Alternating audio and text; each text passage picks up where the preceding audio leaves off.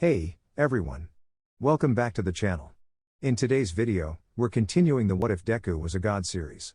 Brace yourselves for part 2 as we explore the incredible powers of a divine Deku. Get ready for an epic journey into a world where Deku's abilities transcend the limits of heroism. Let's dive in. The peace symbol was on a beach in the early morning when the sun was just rising, casting its rays on the sea. Right now, the peace symbol wasn't its usual self. Instead, it was a skinny blonde with sunken eye sockets. In his civilian form, he wasn't All Might, just Toshinori Yagi. All that was on his mind was the green-haired boy he had seen after several months, the one he had saved and who had spoken those critical words to him. The boy had changed a lot. His shy and anxious body language had turned into something inconsistent, sometimes very rigid and serious, other times a bit abrupt and erratic. The boy's gaze, once full of life, kindness, a bit of anxiety, and admiration, had turned somewhat cynical, serious, and fiery.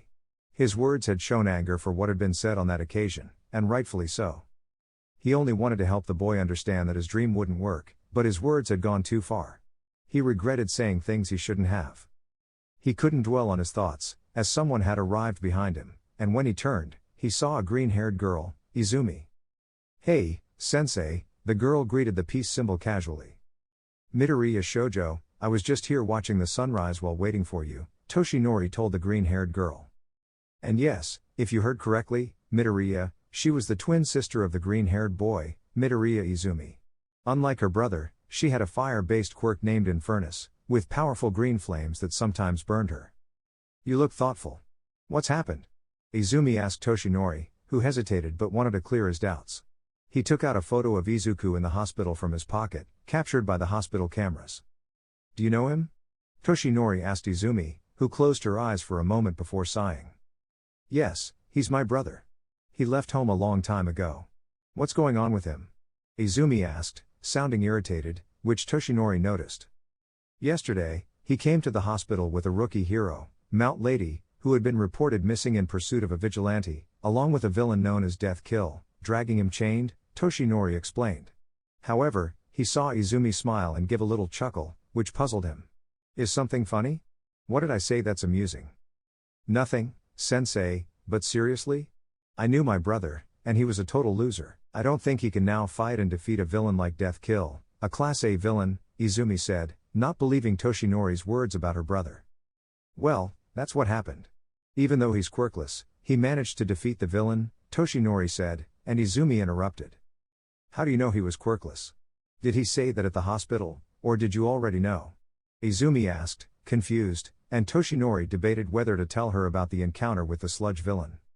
"I already knew your brother, even before you, Midoriya Shoujo. It was the same day we met, about an hour earlier.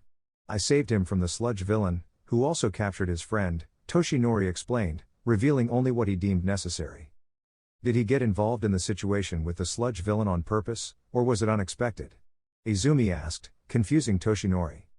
"What do you mean, Midoriya Shoujo?" Toshinori asked, and Izumi crossed her arms, recalling some memories. "My brother often got into dangerous situations because of his hero fanaticism. The idiot used to get into hero-villain fights to analyze quirks up close, often getting hurt in the process. Once, he climbed onto a rooftop to watch a fight between Submersion Eyes Jet and a fire-using villain. Collateral damage caused the building he was on to catch fire, and Submersion Eyes Jet had to let the villain escape to rescue my brother. I could tell you many more stories like that," Izumi said, remembering the reckless situations her brother used to get into. "He took his hero fanaticism too far by putting himself in danger recklessly," Toshinori said, now having new information about the boy. "And all for nothing. Supposedly, he made notes to improve and become the greatest hero in the future, but there was a flaw in that stupid plan. To be a hero, you need a quirk, and without it, he'd just be cannon fodder, risking his life to get killed. His stupid dream of being a hero got our mother in trouble many times because he'd get arrested for trespassing into dangerous areas. Thankfully, he left home," Izumi said, scoffing at her brother's foolish dream. "He said he was kicked out of his home," the blonde informed Izumi, who looked offended and annoyed. "No, on the day we met and when you made me that proposal, some time after I got home, I noticed my brother was gone. When I asked Mom where he was, she said he had left home because he couldn't stand us anymore," Izumi said, sharing what she knew. This left the hero confused, as the two perspectives on the same story were very different. "Well, At least now I know why you seem so familiar, and it was because of your brother. Just like now, when I saw him after so long in the hospital, Toshinori said, understanding their relationship. Yeah, well, I'd like to stop talking about him. He left and made his life, and honestly, I don't care what he did or what happened to him after he left my life. Changed to more important things, I managed to pass the entrance exam to you. And not only that, I was number 1 in the scores, as I promised, Izumi said, changing the subject.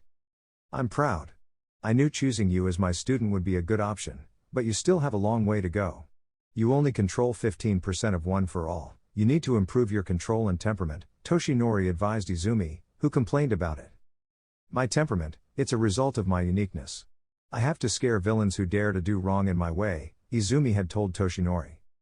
But you can also instill fear in the people you're supposed to protect. Fear turns into distrust, and that distrust can cause problems when facing a villain, Toshinori advised Izumi, who sighed but conceded to say what her sensei wanted to hear. Alright, I promise to try to control my temperament.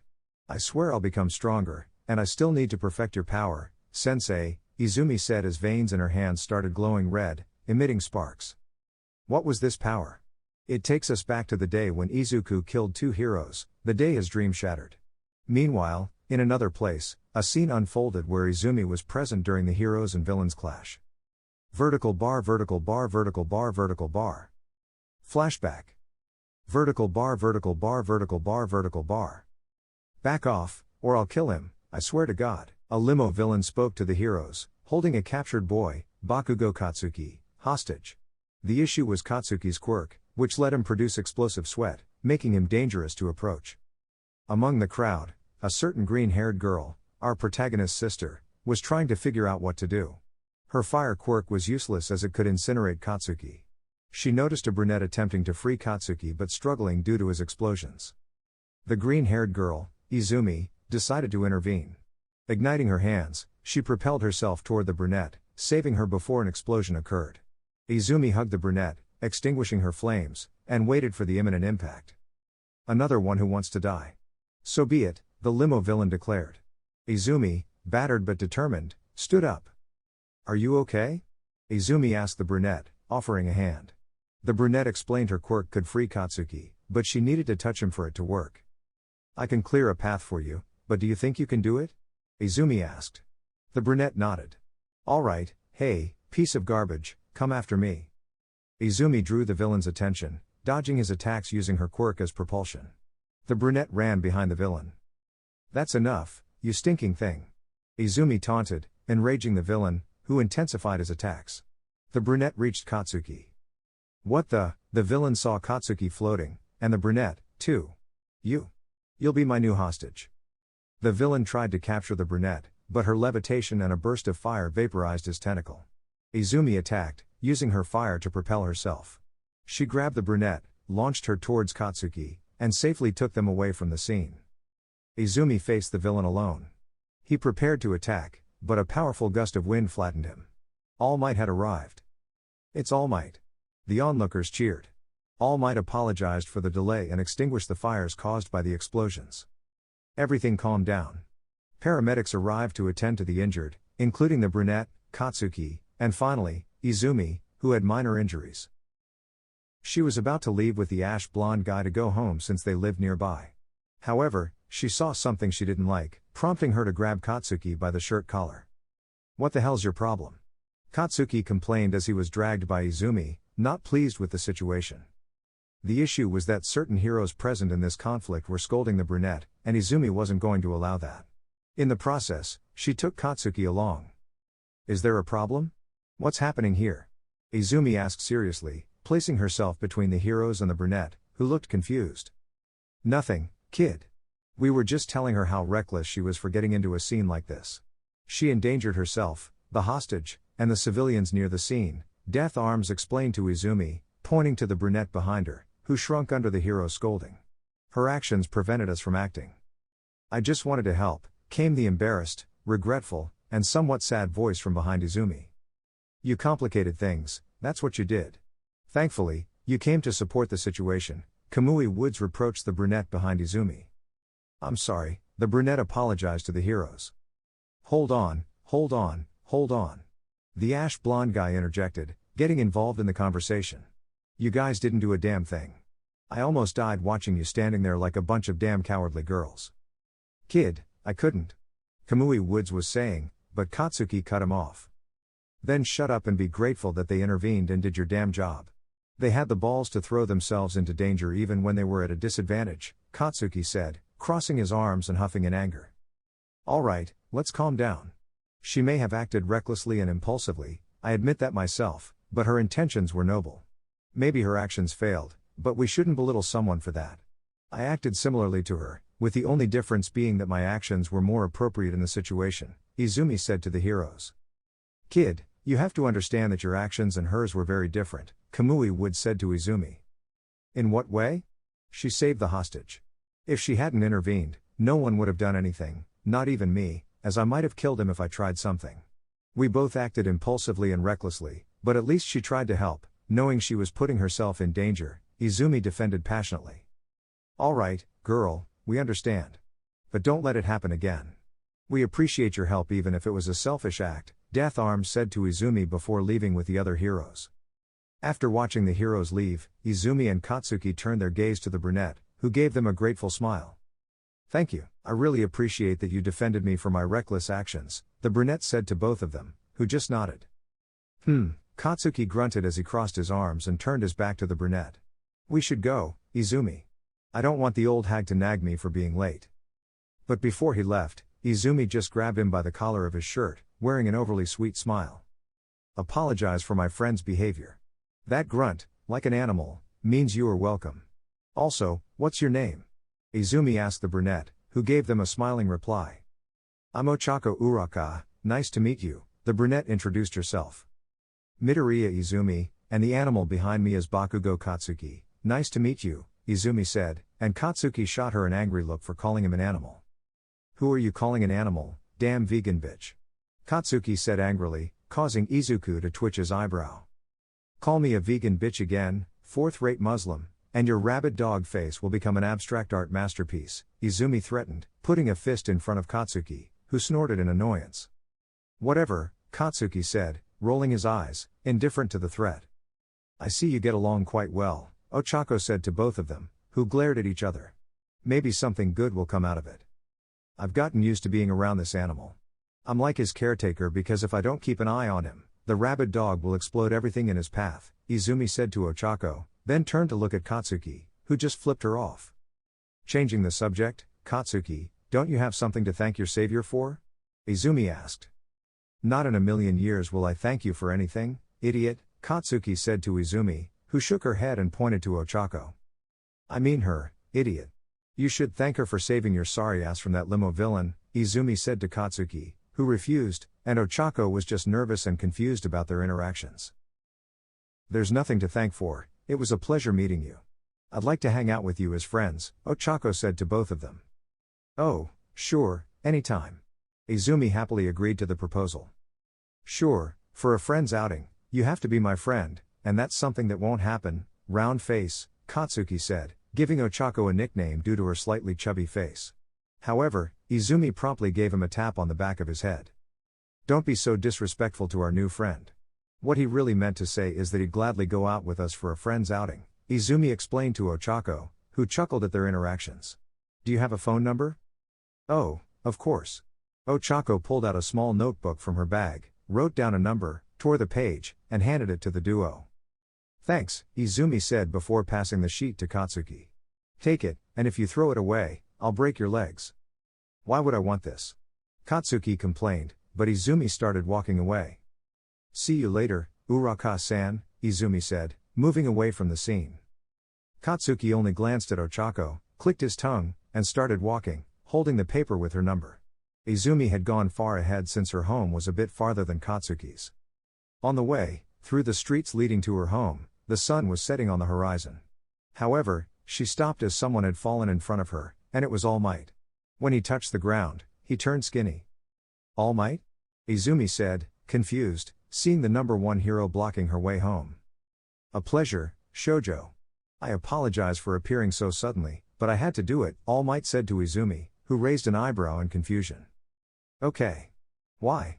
Izumi asked, skeptical about what he was going to say. All the great heroes have stories from their school days. Most of these stories have something in common: their bodies moved before they had a chance to think. Today, I saw how you acted against that villain. You did a wonderful job teaming up with that brunette to free the hostage from the limo villain. I also saw how you defended the brunette from the scolding of those heroes. Did that happen to you, right? All Might explained to Izumi, setting up the topic. I don't know. My body reacted on its own when I saw an opportunity to join the fight, which was to protect Uraka-san, Izumi said, unsure if her body had really moved on its own. She only moved when she saw the opportunity and didn't recklessly charge like that brunette. You acted when you could, didn't put yourself at unnecessary risk without knowing what would really happen. So, considering your worth and your instinct for heroism, I want to make you a proposition, All Might said to Izumi, who became interested in what kind of proposition he had. I want you to become my disciple. Eh? No offense, All Might, I feel flattered that you want me to be your disciple, the disciple of the number one hero. But our quirks are absolutely nothing alike.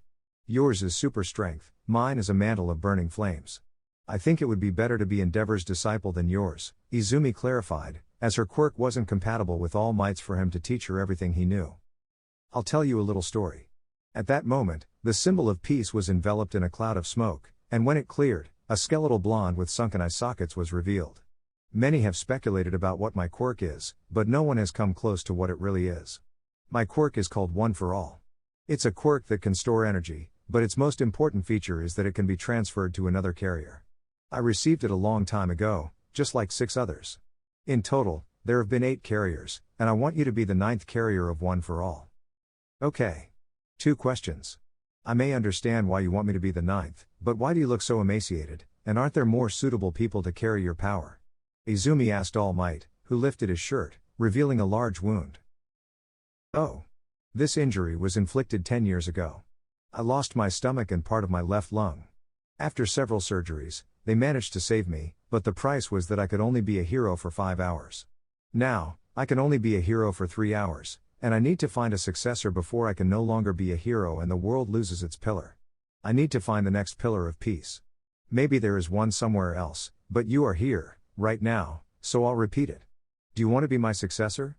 All Might explained his current state, which impressed Izumi.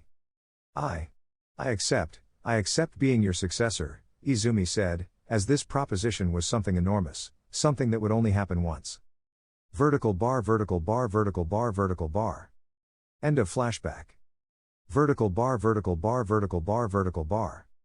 And that's how she became his successor, the pillar of society, to become the next number one hero. After that day, the hero gave her a somewhat strange training because she had to clean an entire beach within a deadline of 10 months.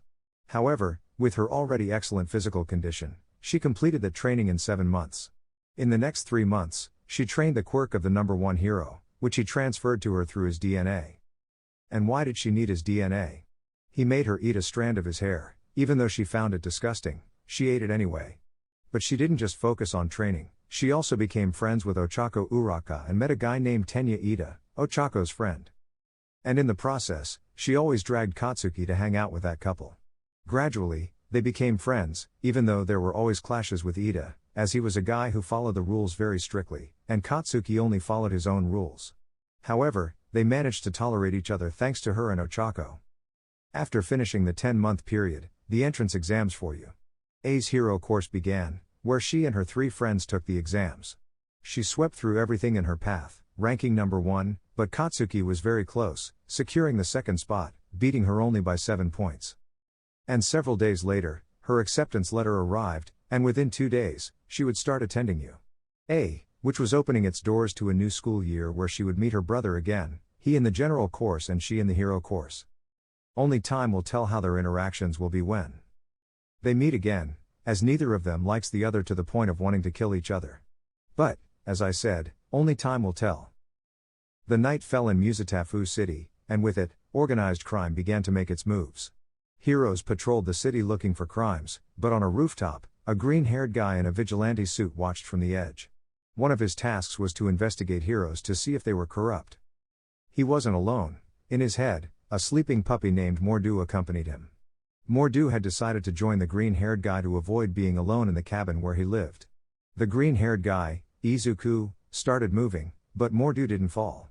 It was as if something was preventing him from falling, but it woke Mordu up. "What have you found?" Mordu asked Izuku as they observed a blonde hero entering his home after a day's work. Yamada Hisashi, codename, Present Mike, is just a guy with a thunderous voice.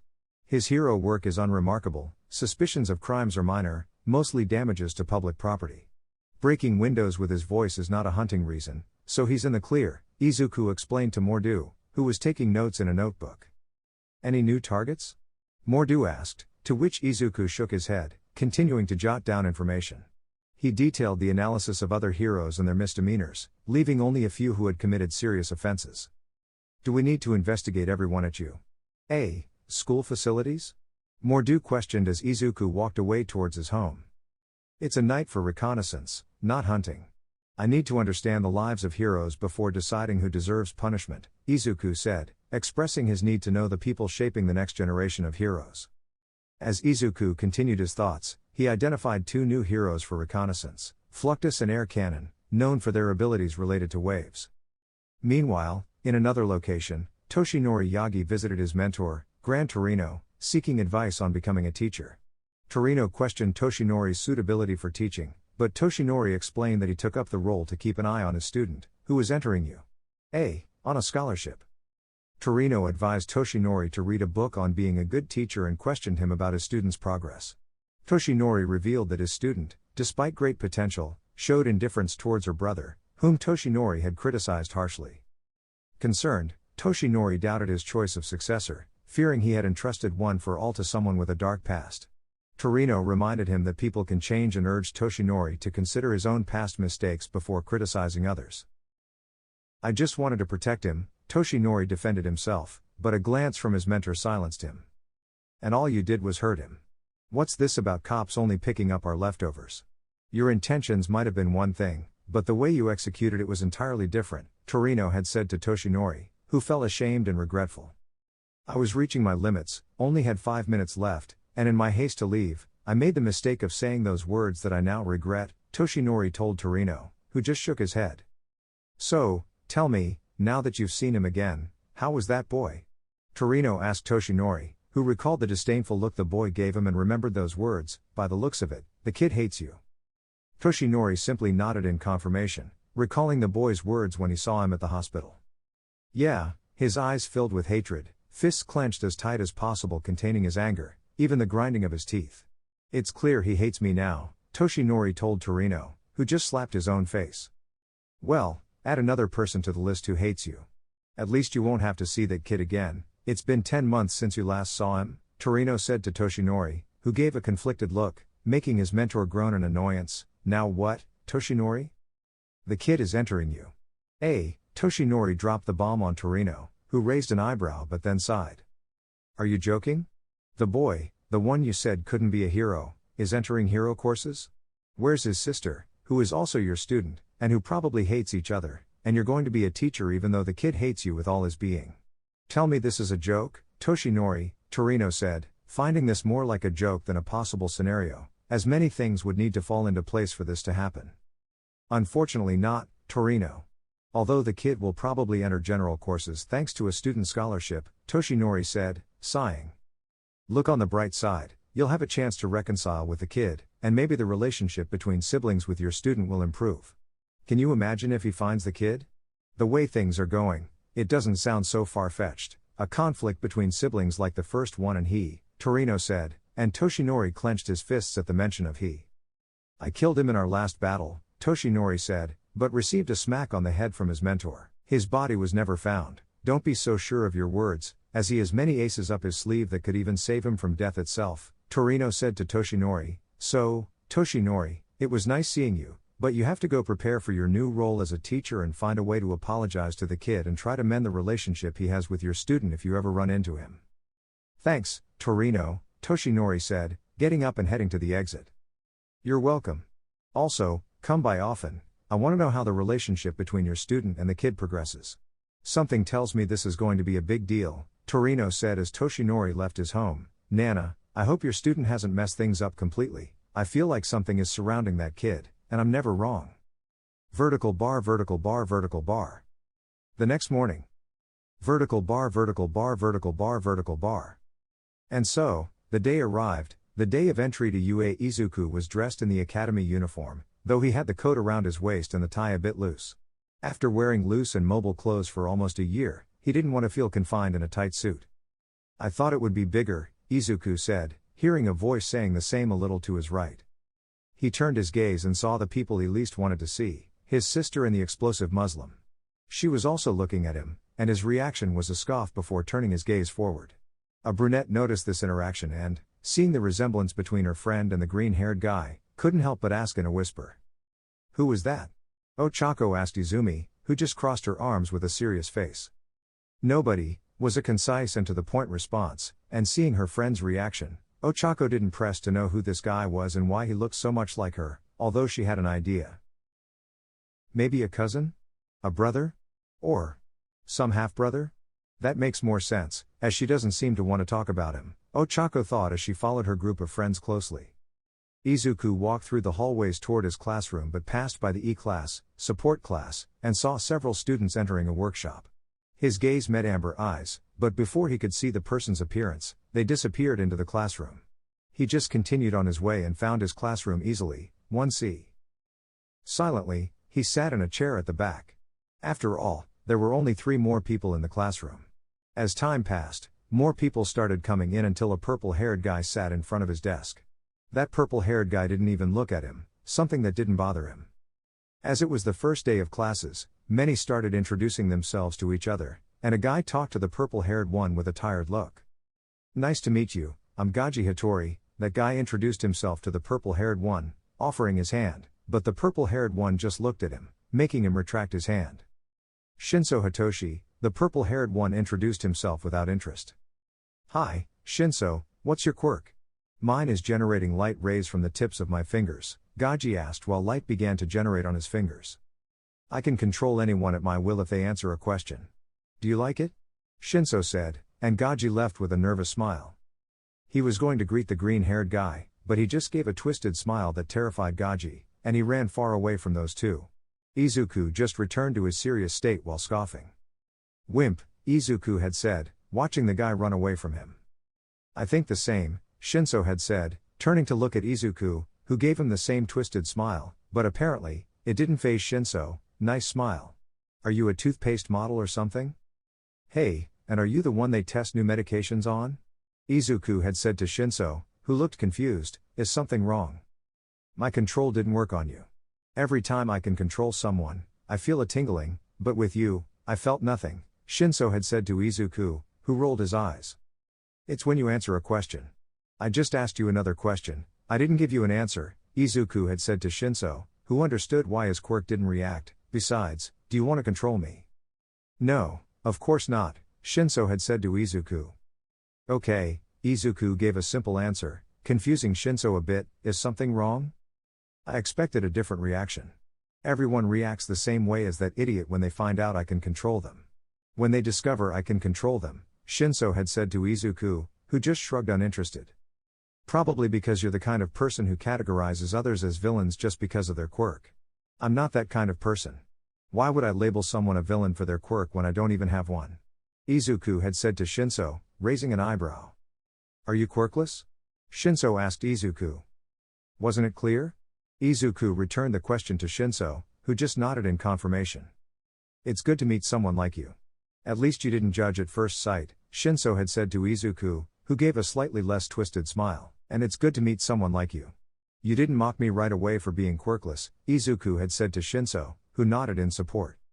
"It's good to know that there are still people in this world who don't judge us, right?" Shinso had said to Izuku, but before he could respond, the teacher burst in abruptly. "Yee-ah. Good morning, class, present Mike," the hero Izuku had analyzed the night before, entered in a thunderous manner. "I introduce myself, I'm present Mike. And I'll be your teacher for these 3 years of academy.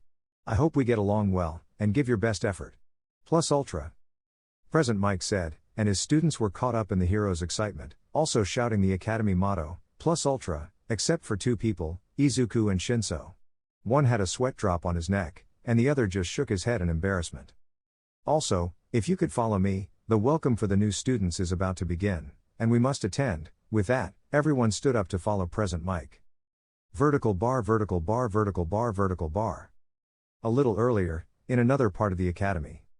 Vertical bar, vertical bar, vertical bar, vertical bar. Please tell me. Who was he? Ochako had asked Izumi, who just sighed, as her friend couldn't wait to know who the green-haired guy was. Won't you stop bothering me, will you? Izumi had said tiredly to Ochako, who just gave her a smile, making her understand that she wouldn't stop. Well, he was my brother. Was he? Not is, Ochako said, confused by how her green-haired friend said it. But she couldn't continue asking because the two heard a scream as they stood in front of a giant door with the inscription 1A. And that scream was, "You don't tell me what to do, 4 eyes." Not even 5 minutes, animal, not even 5 minutes, Izumi complained as she opened the door and saw who that scream belonged to. It was Katsuki Bakugo, who had gone ahead since Izumi had to go to the bathroom, and as Ochako was part of their group of friends, she accompanied her. Katsuki was yelling at a blue-haired guy with glasses, who was Tenya Ida. "Bakugo, it's disrespectful to put your feet on your desk, you're defiling academy property," Ida had said as he adjusted his glasses to Katsuki, who just hissed, paying no attention to Ida. "Animal," Izumi shouted, catching Katsuki's attention and, incidentally, Ida's and the whole class's attention. She just gave an angry smile as some flames came out of her fist. "We leave for 5 minutes, and you're already making Tenya's life impossible. For the love of Christ, get your feet off the desk and listen to Tenya." "And if I don't, vegan bitch?" Katsuki had said to Izumi, who, for a moment, saw her hair rise as green flames came out before extinguishing. "Or if not, I'll shove your own fist so far up your ass that you'll make explosions from there while screaming like the rabid bitch you are, animal," Izumi had threatened as she headed with intentions to kill Katsuki, who stood up, expecting her. "All right, guys, it's the first day, we must make a good impression," Ochako had said, putting herself in between those two who just looked at each other with a challenging face. "You're right, Uraka, besides, this animal doesn't deserve my time," Izumi had said, extinguishing her fire completely while calming down. "Whatever you say, vegan bitch," Katsuki had said, sitting back down at his desk, and Izumi was about to launch herself at him to kill him for saying that again, but someone interrupted them. "If you want to kill each other, wait for training for that," a voice was heard, and everyone turned to the door where they saw a man in a yellow sleeping bag. "I introduce myself. I'm Shota Aizawa, and I'll be in charge of torturing you in the worst possible ways for these 3 years, of course, if you make it past the first week." "Is that a challenge, perhaps?" Katsuki had said to Aizawa while grinding his teeth, feeling that he was underestimating him. "Bakugo, that's no way to talk to your teacher," Ida had said to Katsuki, who completely ignored him. "Are you so confident? Well, all of you, put on your gym uniforms and go to Gamma Field in 15 minutes. We'll do the first test to see if you're worthy of being in my class," Aizawa had said before. "Leaving like a caterpillar down the hallway, you and your stupid rabbit dog mouth. Come on, Uraka, we need to get ready," Izumi had said as she left the class heading to the changing rooms that they had seen in the. He was walking. Vertical bar, vertical bar, vertical bar, vertical bar. With Izuku. Vertical bar, vertical bar, vertical bar, vertical bar. They had arrived at the opening ceremony, and Izuku looked around with curiosity to see if he could spot Bakugo or Izumi among the other first-year students. To his surprise, an entire class seemed to be missing, which seemed strange. Still, he didn't have much time to consider this as a tall blonde man jumped onto the stage while music suddenly played.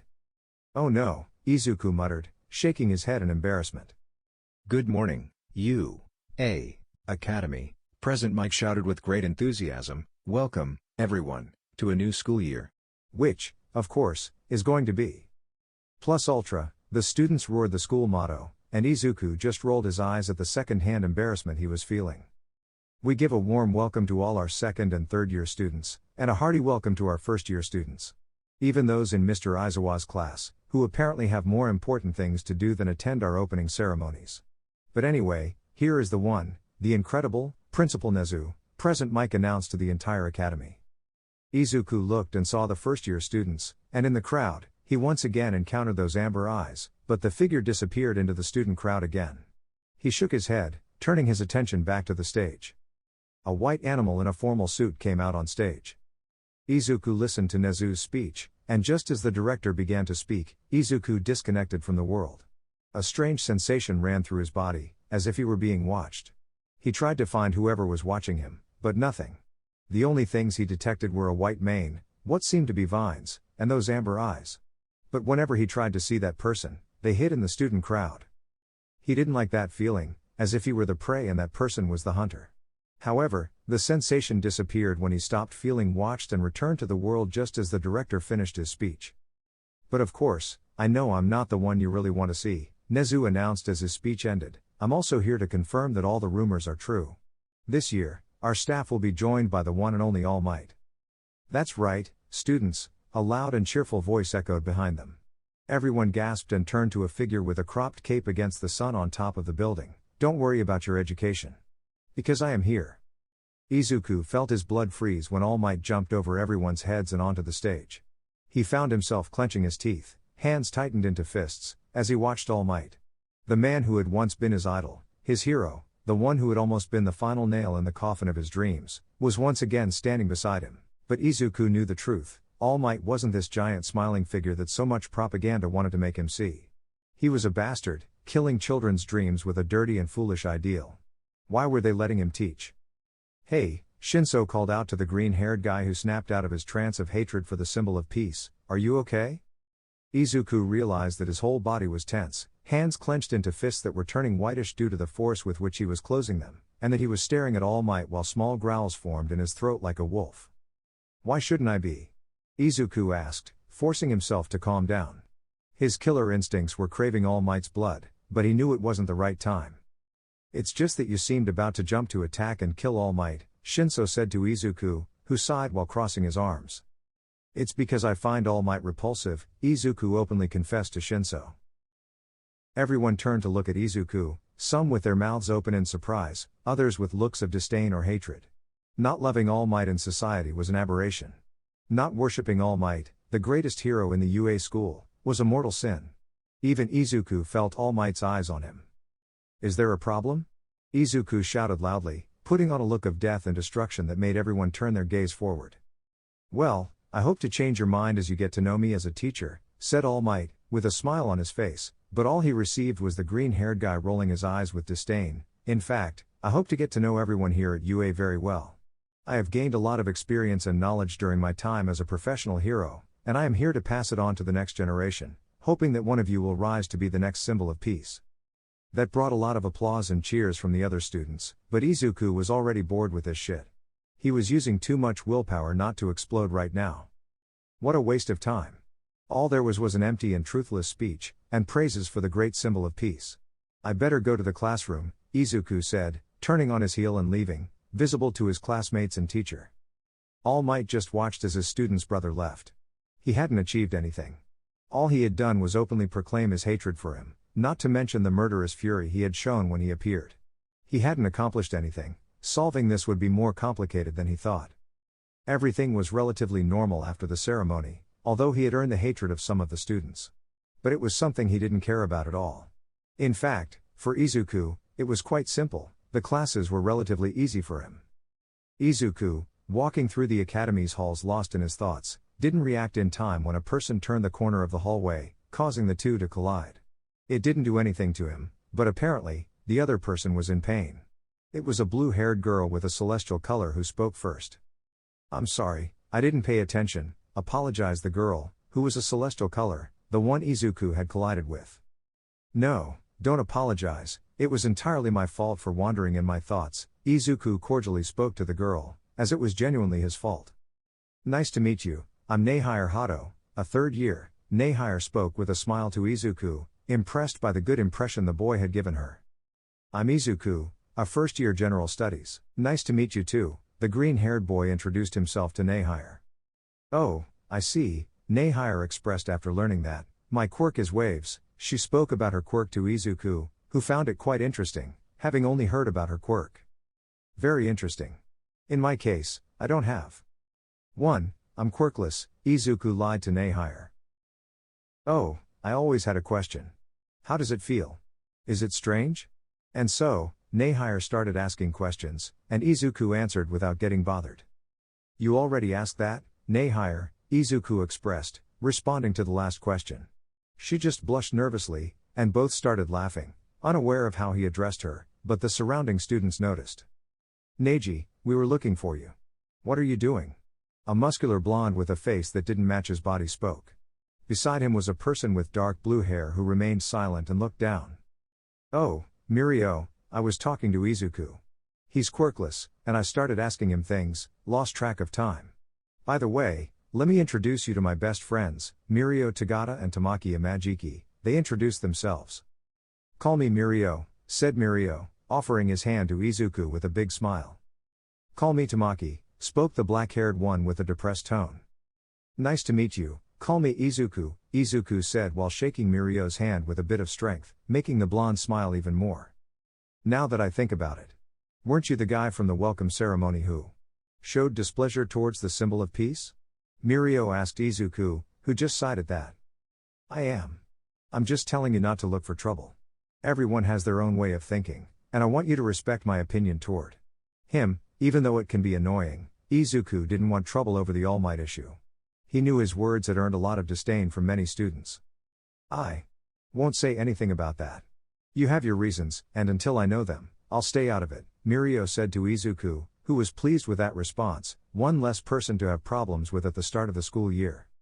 "I appreciate that, Mirio," Izuku thanked Mirio, who nodded, concluding the handshake, even though others didn't see it. It was a test of strength between the two. "Well, we must go. Nice to meet you, Izuku," Mirio said as he began to walk with his friends. "Goodbye, Mirio, Tamaki, and Nehire," Izuku bid farewell to the three mentioned as they disappeared from his view around a corner. Then, he turned to several classmates. Izuku's classmates had been watching, seeing the green-haired one with respect? Jealousy? No idea, he dismissed it.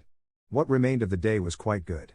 He had earned the disdain of almost the entire academy for openly disrespecting the symbol of peace, met 4 new people, and, though there was a flaw in his day, not encountering his sister or his explosive classmate. They arrived at the cafeteria to eat. Izuku ordered his food and went to sit, and moments later, Shinso joined him.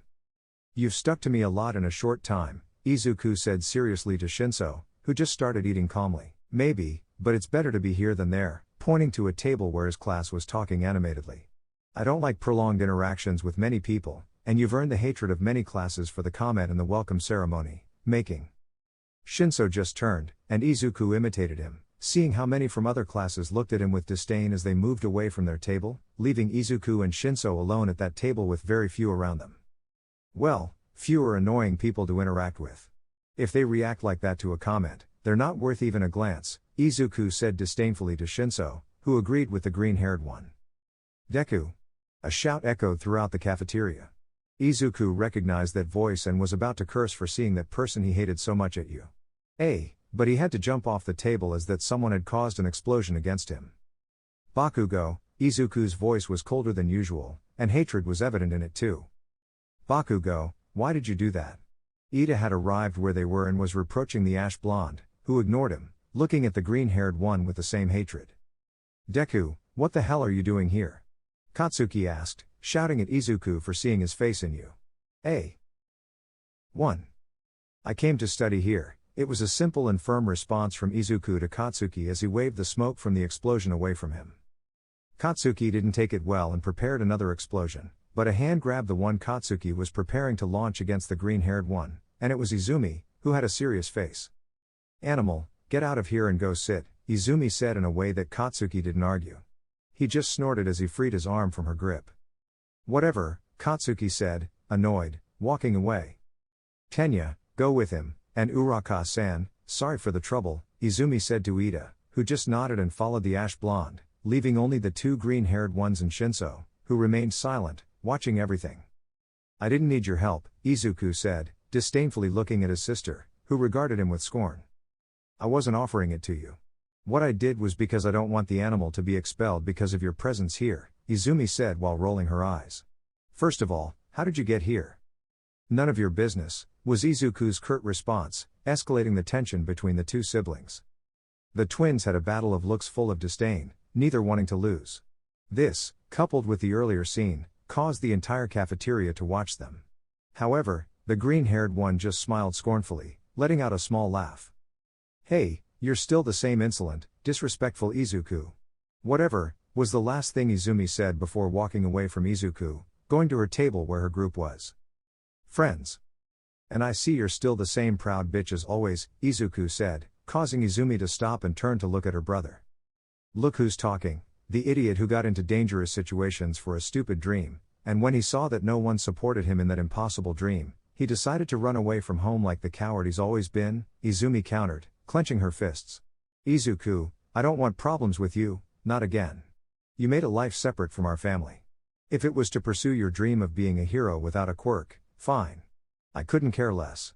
All I want is for you to be as far away as possible. With that, Izumi left, leaving the cafeteria in silence as she sat at the table with her friends. Izuku simply sat back down. Whoa, Shinso exclaimed at the interaction between the siblings. Let's just say they were the ones who made my life hell, and I hope never to see them again, Izuku said before Shinso could ask, satisfying his curiosity. Izuku continued eating, calming down. I would say talk to your parents about this, but from what I heard, your family relationship is not very favorable, Shinso suggested to Izuku, who just sighed. My family, Izuku shook his head, abandoned me. We better keep eating, Shinso suggested, seeing it was a serious situation he didn't want to get involved in. Fine, was all Izuku said to continue eating in total silence. Meanwhile, at another table where Izumi, Ochako, Ida, and Katsuki were seated, the first two were talking while the boys went to get their food. I see you don't get along well with him, the brunette said, turning to look at the male Midoriya on the other side of the cafeteria. 3. Uraka-san, Izumi said somewhat annoyed as she didn't want to talk about it. I know you're curious about what happened between my brother, Katsuki, and me, but it's annoying to talk about it. Sorry, but you said he got into dangerous situations. What kind of dangerous situations?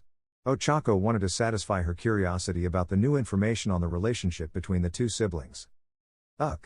He got involved in situations between heroes and villains, often caught in the crossfire. Many times, heroes had to stop what he was doing and save him. Every time, they caught him and took him to the police station where my mom had to pay increasingly large bail amounts for the repeated times he got into those situations, Izumi explained to Ochako, who turned to look at the green-haired one eating in silence. He doesn't look like the kind of person who gets into that kind of situation, she gave her opinion, looking at the green-haired one, but Izumi just scoffed. He changed, he wasn't like that before. He was more like what you would describe as a hero nerd with antisocial tendencies. I don't know what happened to him, and I couldn't care less, honestly, Izumi told Ochako, who was even more curious now. Why do you treat each other like this? Ochako asked Izumi, seeing a sad grimace on Izumi's face that was later replaced by annoyance. After our father's early death, Izuku, in his grief, sought a way to overcome our father's death and found a way, the dream of being a hero. I supported him a lot, and Mom did for several years. But that dream turned into an obsession. Little by little, what was my brother disappeared, and a sick fanatic for the dream of being a hero remained. He almost ruined our already broken family for that stupid dream, Izumi confessed, looking angrily at Izuku before continuing to eat as the boys arrived, ending the conversation. 1. Time skip. The green-haired one left school and ran. He had to go to his new job where he now worked. After all, it was his job, and he couldn't miss the first day. His new life had started with some clashes, but for now, he could see a good future. He just had to maintain that facade he was now creating, and with a bit of luck, he wouldn't have any problems in the future. Also, being in a hero academy to investigate quirks and look for weaknesses for the future when he turns them into his prey would be useful. Izuku ran at full speed through the city, using his god powers in between to run even faster, until he reached a somewhat large building and entered. Immediately, he noticed something he already knew but still had to highlight. This was a feminist company, accepting only women. So, he would have all eyes on him. Here, he could only sigh and resign himself to his new fate, although the Valkyries' help in knowing how to talk to a woman would be useful. Hello, I'm Izuku. I'm here for the secretary position.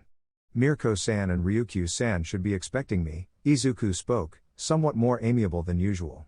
The receptionist hesitated a bit, but seeing that the young man maintained his stoic facade, she called the heroines, and they gave him the green light. They're waiting for you, Izuku nodded and, after asking for directions, went to the heroine's office.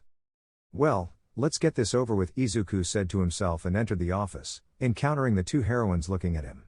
Good afternoon, the green-haired one greeted as he approached both heroes. Well, let's be brief. Basically, you're my assistant. You answer my calls, organize my documents, and follow some of my orders, the dragon heroine said to the green-haired one, who nodded. Although he didn't like receiving orders from a hero, he had to resign himself. If a magazine calls you, politely reject them. Or should I be direct? Or do you prefer to do it yourself? She asked, as she needed to know as much as possible before starting in her new position. Be direct and to the point. An assistant will give you a list of people and magazines. If the caller is not on that list, do as I say, Ryukyu told Izuku, who nodded in understanding. Alright, I'll start right away. Izuku was about to go to his workplace to finish this ordeal he got into to enter A. To see hero applicants and train with Mordu, who will stay in Midgard for 2 weeks. 2 more things. Can you work with an obviously damaged arm? Ryukyu asked Izuku, who was surprised that she noticed his arm damaged by giant wolves. I can still move it, so yes, Izuku said as he moved his hand without complications. Second, Izuku could see a malicious smile on the rabbit heroine, and he could only guess that she wanted to see him suffer for some reason, and he didn't like that. You must dress more formally. She threw a suit and a plastic bag to Izuku, who caught it on the fly. Okay, a place where I can change?